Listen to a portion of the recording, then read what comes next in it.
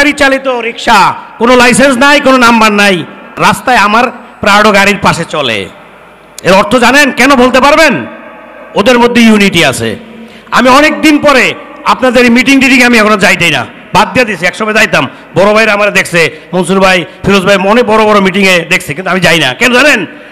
আপনাদের মধ্যে আমাদের মধ্যে বিভাজন আছে। প্রথমে আপনারা সংশোধন হন, সবাই যদি চান একমত হন, এক মঞ্চে থাকেন, একভাবে ডাক দেন। এখনো কোনো শক্তি নাই।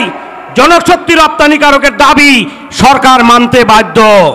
যে দেশে ডিসি এডিসির বাসায় কাজের মেয়ে নির্যাতিত হয়ে বিচার পায় না, সে দেশে বিনা পয়সায় আমরা শ্রম দিয়ে নারী আমরা বিদেশে প্রেরণ করি 100% স্বচ্ছতার মাঝে।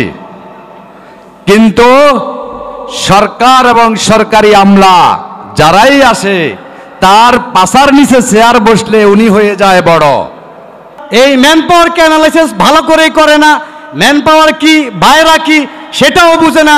সে কারণেই এই বিএমটি এবং মন্ত্রণালয়ের সচিব পর্যায় থেকে বিভিন্ন পর্যায়ের কর্মকর্তাগণ আমাদের মধ্যে এই অনৈতিক রুলস এবং রেগুলেশনগুলি আরোপ করে থাকে।